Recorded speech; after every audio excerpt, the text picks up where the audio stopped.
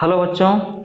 तो आज मैं मानव एक संसाधन इस चैप्टर का जो दूसरा हिस्सा है उसे कवर करने जा रहा हूँ, उसे डिस्कस करने जा रहा हूँ। और इस लेक्चर के दूसरे पार्ट में जो हमारा सबसे पहला टॉपिक है वो है जनसंख्या, पॉपुलेशन। तो जनसंख्या का अभिप्राय मनुष्य की आबादी से है, लोगों के होने से है कि किसी पर्टिकुलर जगह पर आखिर कितने लोग रह रहे हैं। जनसंख्या किसी भी राष्ट्र के लिए अमूल्य पूंजी है, क्योंकि अगर लोग ही नहीं होंगे किसी राष्ट्र में, किसी राज्य में, किसी जिला में, तो काम कौन करेगा, किसके लिए काम करेंगे, किसके लिए उत्पादन होगा, किसके लिए खेती होगी। तो जो वस्तुओं और सेवाओं का उत्पादन, वितरण और उपभोग करती है, अर्थात देश के आर्थिक विकास में सहयोग करती है, उसे ही हम लोग जनसंख्या कहते हैं। और जनसंख्या किसी भी राष्ट्र के लिए अमूल्य पूंजी है। इसलिए जनसंख्या को साधन और साध्य भी माना जाता है। साधन भी और साध्य भी।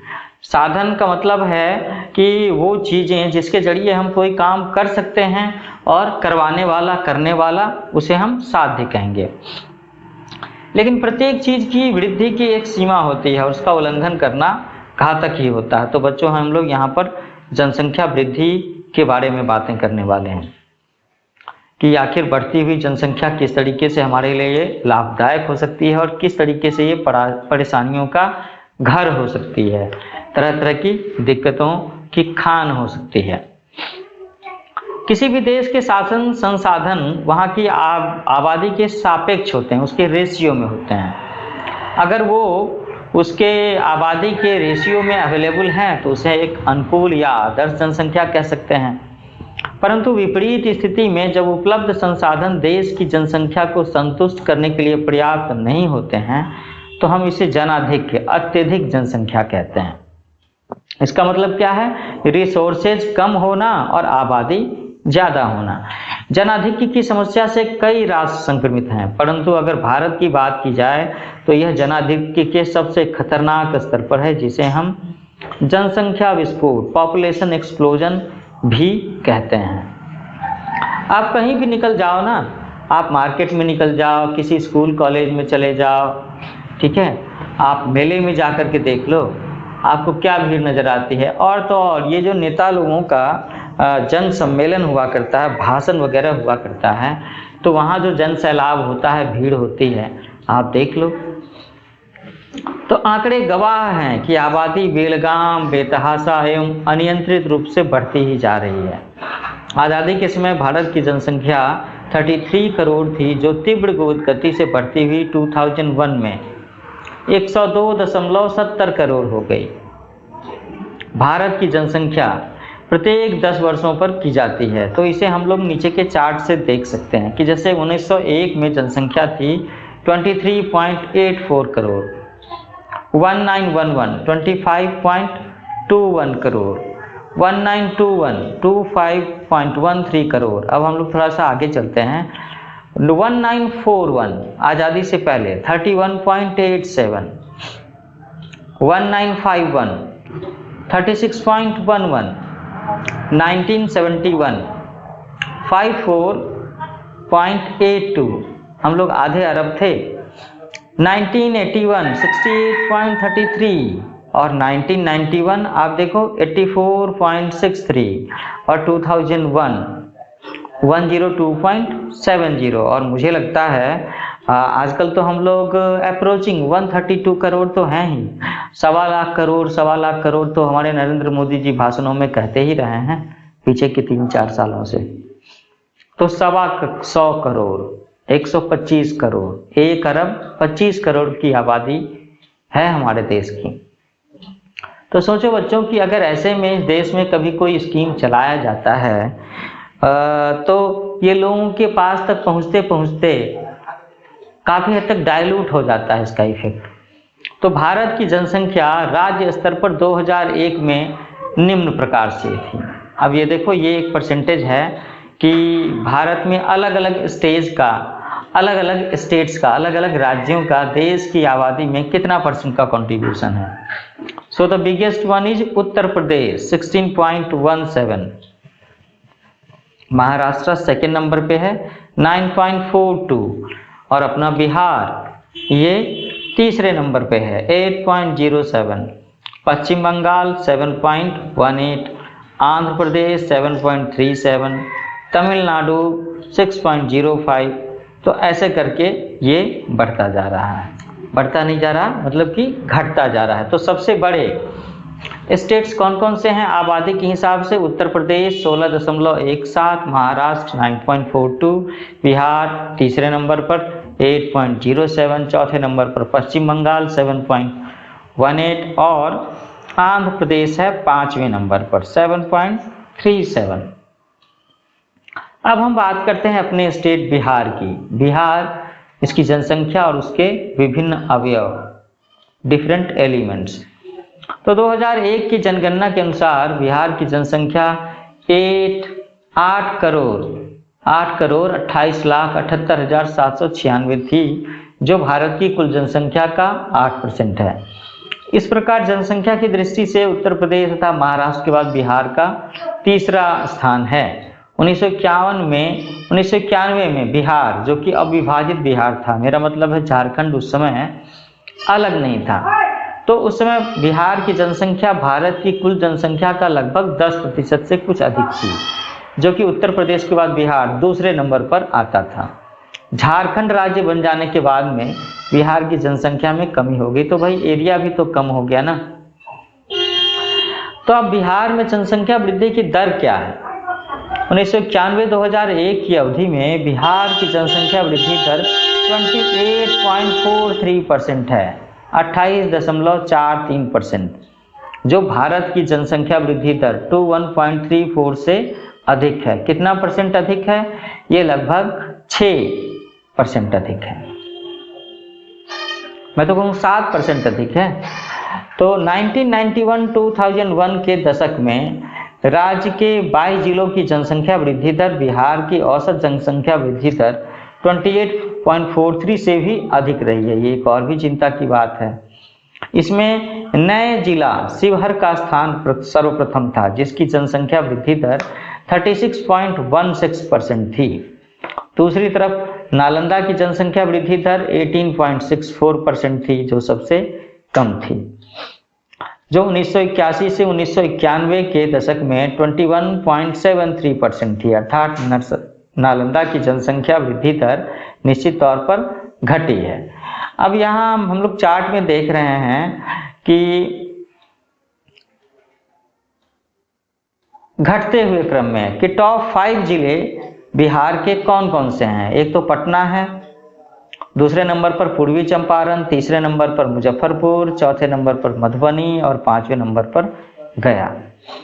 और सबसे कम जनसंख्या वाले 5 जिले कौन कौन से हैं? तो एक है शिवहर, दूसरा है शेखपुरा, तीसरा है लखीसराय और मुंगेर है, और उसके बाद खगड़िया है। अगर हम सबसे ज़्यादा वृद्धि दर वाले, मतलब जो इंक्रीज करने का रेट है जनसंख्या, उसके बेसिस पर देखें तो जो टॉप 5 हैं उसमें नाम आ रहा है शिवहर, पूर्णिया, नवादा, सहरसा और जमुई का। और जहां पर वृद्धि दर सबसे कम है वो टॉप 5 हैं नालंदा, मुंगेर, लखीसराय, बांका और भोजपुर। अब बात आती है जनसंख्या घनत्व की, डेंसिटी की। डेंसिटी का मतलब है कि 1 किलोमीटर के एरिया में आखिर कितने लोग हैं। तो जनसंख्या घनत्व से तात्पर्य प्रति वर्ग किलोमीटर क्षेत्रफल में निवास करने वाले व्यक्तियों की संख्या से है। 2001 की जनगणना के अनुसार बिहार की जनसंख्या घनत्व 880 प्रति वर्ग किलोमीटर है। मतलब 1 किलोमीटर लंबे 1 किलोमीटर चौड़े हिस्से में लगभग 880 लोग मौजूद हैं, जबकि 1991 में यह 685 प्रति वर्ग किलोमीटर थी। तो सोचो आपकी कितना बढ़ गया है। अब अगर हम बात करें कि बिहार के 5 ऐसे जिले कौन कौन से हैं जहां पर सर्वाधिक जनसंख्या घनत्व है, तो उसमें नाम आता है पटना 1471 व्यक्ति प्रति किलोमीटर, दरभंगा 1442, वैशाली 1332, सारण 1231 और बेगूसराय 1222। और अगर बात करें सबसे कम जनसंख्या घनत्व वाले कि जहां पर आबादी का घनत्व कम है, सघनता कम है, तो उसमें नाम आता है कैमूर 382, जमुई 451, बांका 533, पश्चिम चंपारण 582 और औरंगाबाद दैट इज 607। अब बात आती है कि यहाँ पर मेल फीमेल का रेशियो क्या है, कैसा है? लिंगानुपात, स्त्री पुरुष का अनुपात। तो लिंगानुपात या स्त्री पुरुष अनुपात से तात्पर्य प्रति 1000 पुरुषों की तुलना में महिलाओं की संख्या से है कि अगर इतने पुरुष हैं तो उनके सापेक्ष में कितनी महिलाएं हैं। भारत के साथ ही बिहार की जनसंख्या की यह विशेषता है कि यहाँ स्त्रियों की तुलना में पुरुषों की संख्या अधिक है। अब ये बात कितनी खास है, कितनी अनुकूल है, ये क्या कितनी प्रतिकूल है, ये अलग डिस्कशन का मुद्दा है, इस पर हम लोग अलग से चर्चा करेंगे। वर्ष 2001 की जनगणना के अनुसार बिहार में प्रति 1000 पुरुषों पर स्त्रियों की संख्या 921 थी, जबकि 1991 में यह संख्या 907 थी। बिहार का स्त्री पुरुष अनुपात भारत के स्त्री पुरुष अनुपात से कम है। राज्य के सर्वाधिक स्त्री पुरुष अनुपात वाले 5 जिले तथा सबसे कम स्त्री पुरुष अनुपात वाले 5 जिले ऐसे हैं। जैसे बात करें कि सर्वाधिक लिंगानुपात वाले 5 जिले कौन से हैं, तो उसमें नाम आता है 1 नंबर पर सिवान, गोपालगंज, सारण, नवादा, मधुबनी। सिवान में तो ये संख्या 1033 है, गोपालगंज में 1005 है। और जहाँ पर लिंगानुपात कम है वहाँ की बात करें तो पटना में 873, भागलपुर में 878, मुंगेर 878, खगड़िया और सीतामढ़ी। तो बच्चों एक छोटा सा एक्टिविटी करना है, आप अपने घर के सदस्यों के स्त्री पुरुष अनुपात को निर्धारित करें और आप अपने विद्यालय में कार्यरत शिक्षकों, टीचर्स है ना, टीचर्स और मैडम, उनके स्त्री पुरुष अनुपात को भी ज्ञात करने की कोशिश करें। अपने वर्ग में, आपके क्लास में जो बच्चे बैठे हैं तो कितने लड़कियां हैं, कितनी लड़कियां हैं, लड़के और लड़कियों की संख्या आपकी क्लास में है तो यहाँ पर भी आप एक लिंगानुपात कैलकुलेशन कर सकते हो। अब बातें करते हैं बिहार में साक्षरता की, लिटरेसी की, कि बिहार में पढ़े लिखे लोगों की संख्या क्या है, जिन्हें पढ़ना लिखना आता है। यदि कोई व्यक्ति किसी भाषा को समझने के साथ साथ उस भाषा को लिखना पढ़ना भी जानता है तो हम उसे साक्षर कहते हैं, लिटरेट कहते हैं। 2001 की जनगणना के अनुसार बिहार में कुल साक्षरों की संख्या थी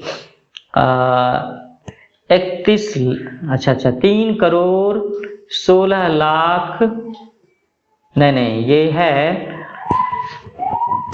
21 दहाई सैकड़ा 10,000 लाख 10 लाख करोड़, 31 करोड़ 67 लाख, नहीं ये है 3 करोड़ 16 लाख 75,607, जिसमें पुरुष साक्षरों की संख्या है 2 करोड़, नहीं ये है 20 करोड़ 97, चश्मा मेरा घर पर छूट गया है ना, इसलिए थोड़ी सी दिक्कत हो रही है। सैकड़ा, हजार, 10,000 लाख 10 लाख करोड़, अच्छा तो 2 करोड़ 9 लाख 78,995 और साक्षर महिलाओं की संख्या है 1 करोड़ 69 लाख, 21 दहाई सैकड़ा, हजार, 10,000 लाख 10 लाख करोड़, 1 करोड़ 6 लाख 96,652। तो मैं सॉरी बोलना चाहूँगा, मेरा चश्मा थोड़ा सा घर पर छूट गया है। हाँ, तो अर्थात 2 साक्षर पुरुषों की तुलना में केवल 1 महिला साक्षर है। हम लोग देख रहे हैं ना, 3 करोड़ जो साक्षरों की संख्या है उसमें से 2 करोड़ संख्या किसकी है, पुरुषों की, और 1 करोड़ संख्या है महिलाओं की। तो ये रेशियो 2 साक्षर पुरुषों की तुलना में 1 महिला साक्षर है। 2001 में बिहार में साक्षरता दर 47.53, जबकि 1991 में ये जो परसेंटेज थी ये 37.49 थी। तो सोच लो कि ये परसेंटेज कितना पुअर है। मतलब मुझे लगता है बिहार में अभी भी 50% लोग पढ़े लिखे नहीं हैं क्या? बहुत चिंता की बात है। इसी तरह से अगर हम पीछे के 10 सालों में बात करते हैं तो बिहार की साक्षरता में मोटे तौर पर लगभग 10% की वृद्धि हुई है। फिर भी यह भारत की साक्षरता लिटरेसी रेट से काफ़ी कम है। भारत की जो लिटरेसी रेट है वो है 65.38 और बिहार का कितना हो गया? अगर 10% बढ़ा भी है पीछे के सालों में तो ये होता है 57.53%। तो मैं तो कहूँगा कि भारत की जो साक्षरता दर है या बिहार की जो साक्षरता दर है, ये दोनों के ही स्टैंडर्ड से काफ़ी कम है। इन्हें कम से कम 90% के पार होना चाहिए। अब हम बात करते हैं बिहार राज्य के सर्वाधिक साक्षरता दर वाले 5 जिलों की और सबसे कम साक्षरता दर वाले 5 जिलों की। तो जहाँ पर ज़्यादा है उसकी बात करें तो पटना का आता है 63.82%, रोहतास 62.36%, मुंगेर 60.11%, भोजपुर और औरंगाबाद इसके नीचे हैं 59 और 57 के साथ में। और अगर बात करें जहाँ पर कम पढ़े लोग हैं, जहाँ पर साक्षरता दर काफ़ी पुअर है, तो उसमें पहला नंबर आता है किशनगंज 31.02, ओहो, अररिया 34.94, कटिहार 35.29, पूर्णिया 35.51, मधेपुरा 36.19%।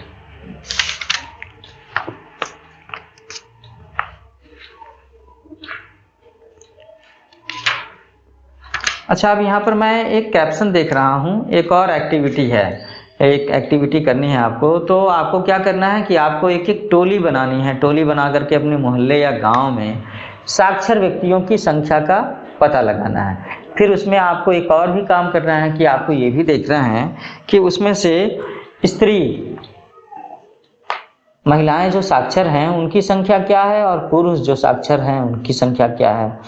अगर आपको अपने गांव की पूरी आबादी पता हो तो आप ये भी पता कर सकते हो कि आपकी गांव की पूरी आबादी में साक्षर लोगों का प्रतिशत क्या है, महिलाओं का प्रतिशत क्या है, पुरुषों का क्या है ना।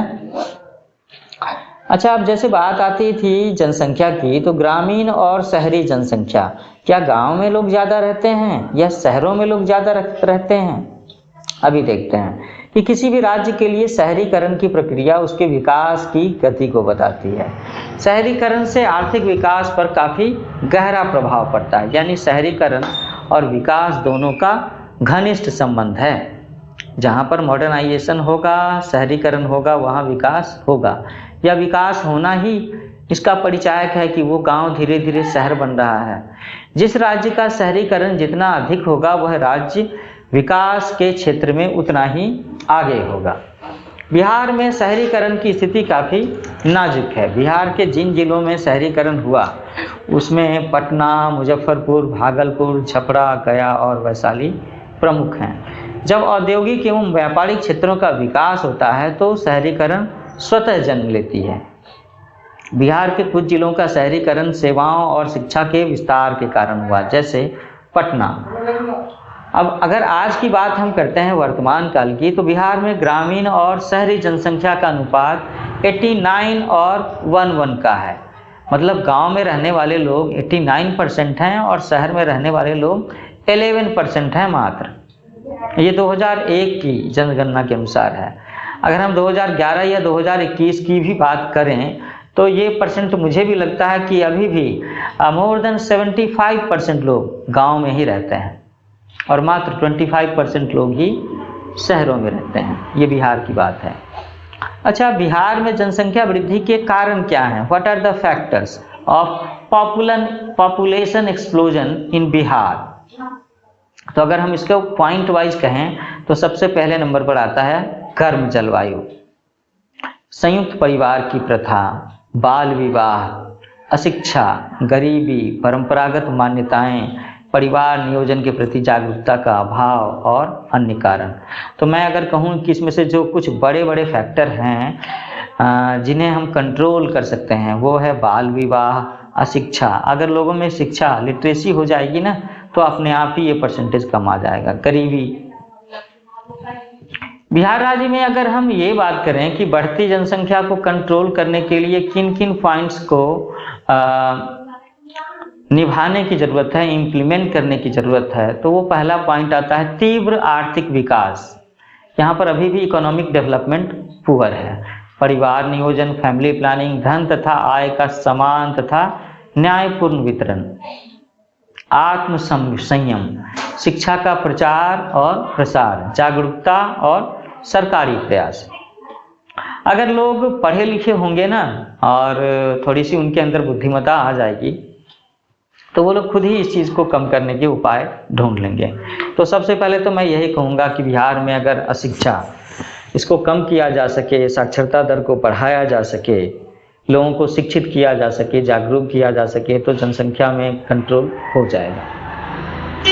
अब भारत की जो राष्ट्रीय जनसंख्या नीति है 2000 की, उसमें क्या क्या मुख्य बातें हैं। भारत में 9वीं पंचवर्षीय योजना 1997 से 2002 के अंतर्गत यह स्वीकार किया गया है कि दीर्घकालीन विकास, sustainable development, long term planning के लिए जनसंख्या में घनिष्ठ संबंध है।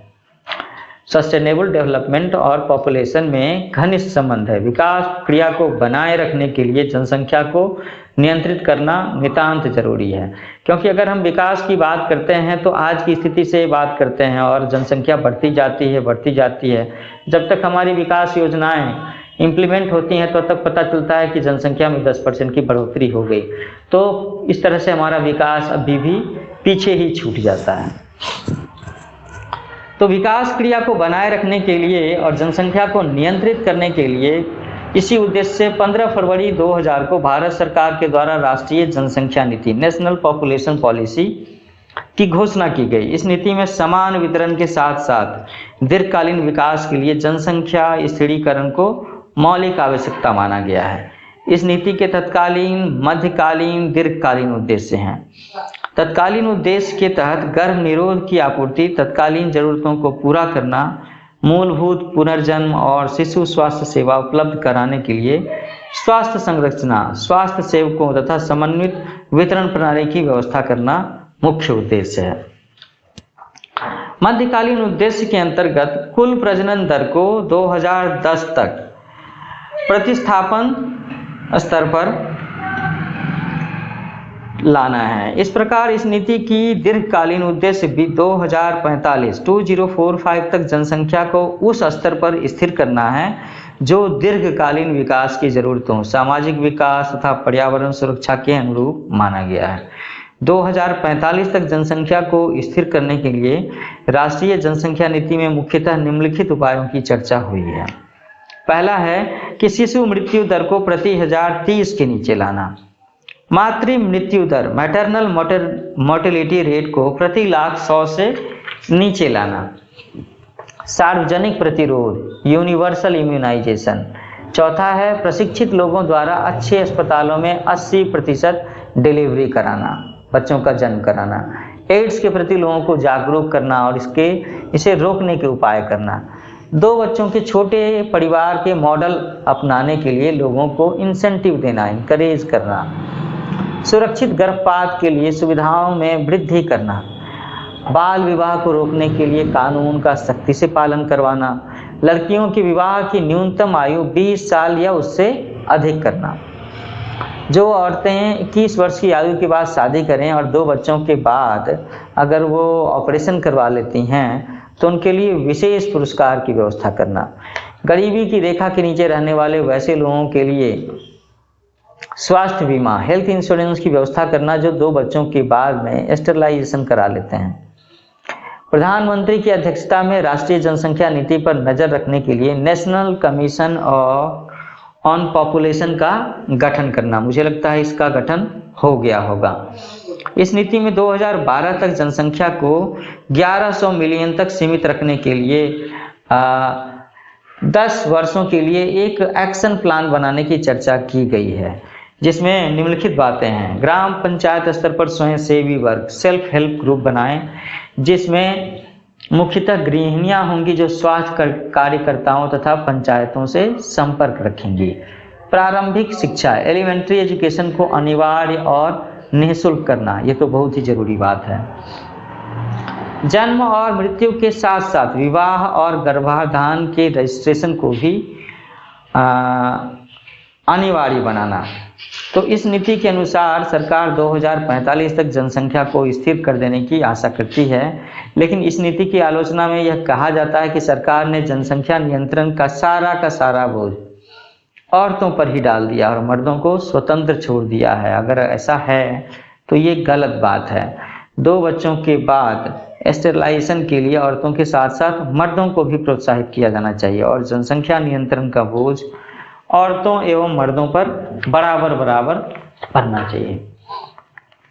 राज्य में गॉडगिल फार्मूला के अंतर्गत राष्ट्रीय जनसंख्या नीति 2000 को अपनाने की सिफारिश की गई है। इस फार्मूला के तहत केंद्र सरकार द्वारा अर्जित आय में राज्यों को उचित हिस्सा मिले, इसकी पुष्टि की गई। अर्थात जिस राज्य की जनसंख्या कम होगी उस राज्य के लोगों का प्रति व्यक्ति केंद्रीय आय में हिस्सा भी अधिक होगा। विशेषकर बिहार जैसे घनी आबादी वाले राज्य के लिए जनसंख्या नियंत्रित करना निहायत ही जरूरी है। यदि ऐसा नहीं होगा तो बिहार के प्रति व्यक्ति आय में निरंतर कमी होगी और साथ ही गरीबी और बेरोजगारी जैसी समस्या को झेलने के लिए बिहार की जनता मजबूर होगी। तो बच्चों, इस तरीके से मैंने आपका ये दूसरा चैप्टर जिसका नाम था मानव एक संसाधन, इसके लेक्चर के दूसरे भाग को भी खत्म किया है। तो जल्दी ही हम लोग इकोनॉमिक्स के हमारी अर्थव्यवस्था भाग 1 के तीसरे चैप्टर के साथ में फिर से मुखातिब होंगे, फिर से मिलेंगे। और इस तीसरे चैप्टर का नाम क्या है? इसका नाम है गरीबी, जो हमारे देश की, हमारे राज्य की बहुत बड़ी समस्याओं में से एक है। तो ठीक है बच्चों, आप मेरे चैनल का नाम याद रखो, है ना? इसे लाइक करो, शेयर करो, सब्सक्राइब करो। New age coaching. फिर मिलते हैं।